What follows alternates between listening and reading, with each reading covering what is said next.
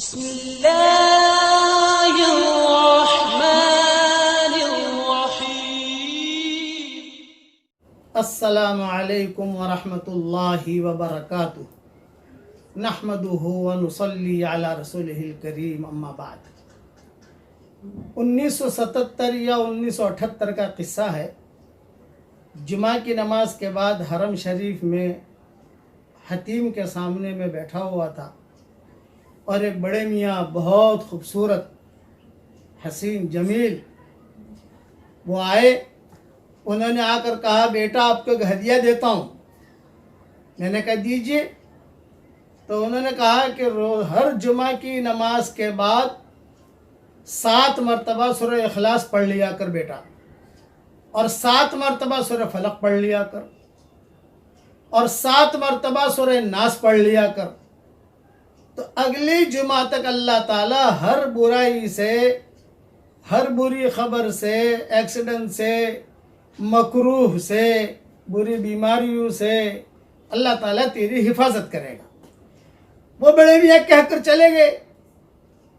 میں نے اپنا عمل بھی شروع کیا، لیکن میں کسی کو بتاتا نہیں تھا کیونکہ میرے سامنے حدیث نہیں تھی۔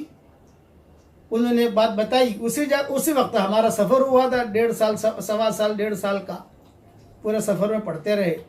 لیکن جب کتابیں دیکھنا شروع کی، کتابیں لکھنا شروع کی، ترجمے کرنے شروع کیے، کتابیں دیکھنے کا موقع ملا تو یہ حدیث ملی۔ اس لیے آپ سب حضرات کو یہ میں بھی بتا رہا ہوں کہ ہر جمعہ کے دن، جمعہ کی نماز کے بعد یا ظہر کی نماز کے بعد، خواتین ظہر کی نماز پڑھتی ہیں ہمارے ہاں، فوراً پڑھنے کی ضرورت نہیں ہے۔ جمعہ کی نماز کے بعد سنتیں پڑھ لی، تسبیحیں پڑھ لی، اطمینان سے فارغ ہو گئے۔ آج کل چونکہ یہ حالات کی وجہ سے کئی جگہوں پر جمعہ ہو بھی نہیں رہے ہیں، ظہر پڑھ رہے ہیں۔ شرط ہے اس میں جمعہ کا ہونا شرط ہے۔ 7 مرتبہ سورہ اخلاص پڑھنے کی عادت ڈالیے، 7 مرتبہ سورہ فلق پڑھنے کی عادت ڈالیے، اور 7 مرتبہ سورہ ناس پڑھنے کی عادت ڈالیے۔ اس کا وقت، بہترین وقت تو یہ ہے کہ بھی سنتوں کے بعد، نفلوں کے بعد پڑھ لیں، لیکن بعض مرتبہ بھول جاتے ہیں تو بھی کوئی حرج کی بات نہیں، چلو عصر تک پورا کر لو جمعہ کے دن۔ پھر بھی بھول گئے تو بھی کوئی حرج کی بات نہیں ہے، چلو جمعہ کے دن سورج غروب ہونے سے پہلے پڑھ لو۔ تو اس کی عادت ڈال دیجئے، تو اللہ تعالیٰ کی ذات سے امید ہے کہ انشاءاللہ اگلے جمعے تک اللہ تعالیٰ کی حفاظت میں رہیں گے۔ یہ حدیث ابن سنی میں ہے، اور میری کتابوں میں اس کے اور حوالے بھی میں نے لکھ دیے ہیں۔ دوسری بات، ہر فرض نماز کے بعد آیت الکرسی پڑھنے کا اہتمام کیجئے، تو 24 گھنٹہ ہم انشاءاللہ اللہ کی حفاظت میں رہیں گے۔ تیسری بات، روزانہ کم سے کم 100 مرتبہ سورہ اخلاص پڑھنے کی عادت ڈال دیجئے۔ انشاءاللہ اللہ کی ذات سے امید ہے اس کے بعد جو دعائیں مانگی جائے گی اللہ تعالیٰ دعا قبول کرے گا، اور فائدہ ہی فائدہ ہے۔ سورہ اخلاص پڑھنے کا تو فائدہ ہی فائدہ ہے۔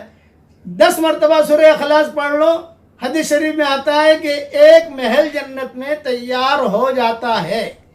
100 مرتبہ روزانہ ہم پڑھیں گے 24 گھنٹے میں انشاءاللہ، تو تقریباً 10 محل تیار ہو گئے۔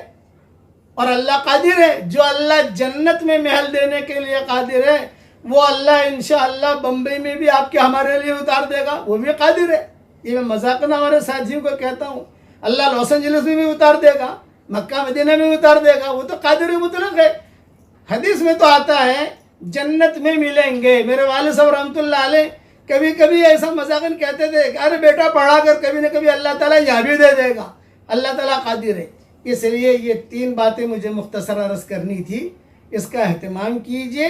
اللہ تعالیٰ مجھے بھی عمل کرنے کے توفیق عطا فرمائے، آپ کو بھی عمل کرنے کے توفیق عطا فرمائے۔ آج کل جو نامناسب حالات چل رہے ہیں، گھروں میں رہیے، گھروں میں رہ کر اللہ کی عبادت کیجئے۔ اللہ تعالیٰ مسجد میں بھی ہے اور اللہ گھر میں بھی ہے۔ میرے والد صاحب رحمۃ اللہ علیہ فرماتے تھے کہ اللہ تعالیٰ قادر ہے، تھوڑا کام کرو نتیجہ اللہ زیادہ نکالے، بہت زیادہ کام کرو نتیجہ نہ نکالے۔ اس لیے جو بھی قانون حکومت کا ہے اس کا بھی ہمیں جو ہے اہتمام کرنا ہے۔ علماء جو بات کہہ رہے ہیں ان کی باتوں پر بھی چلنا ہے۔ اب میرے ساتھ پڑھ لیجئے تاکہ ہمارا کیش بزنس تو ہو جائے۔ پڑھو میرے ساتھ، لا الہ الا اللہ وحدہ لا شریک لہ لہ الملک وَلَهُ الْحَمْدُ وَهُوَ عَلَى كُلِّ شَيْءٍ قَدِيرٌ۔ ہر نبی کی زبان سے جملہ نکلا ہے، ہر نبی کا نور اس میں ہے۔ اور حدیث شریف میں آتا ہے، طبرانی کی حدیث ہے اور نسائی کی حدیث ہے کہ جو کلمہ ایک مرتبہ پڑھ لے تو اللہ تعالیٰ اس کے چھوٹے سارے گناہوں کو معاف کر دیتے ہیں۔ میرے چھوٹے گناہ الحمدللہ معاف ہو گئے، آپ بھی پڑھ لیجئے، آپ کے گناہ بھی معاف ہو جائیں گے۔ اللہ تعالیٰ ایسا کام کرنے کی ہمیں توفیق دے جس سے اللہ راضی ہو جائے، اور جو کام کرنے سے اللہ ناراض ہوتا ہو اس سے ہم سب کو بچنے کی توفیق عطا فرمائے۔ آمین۔ وآخر دعوانا ان الحمد للہ رب العالمین۔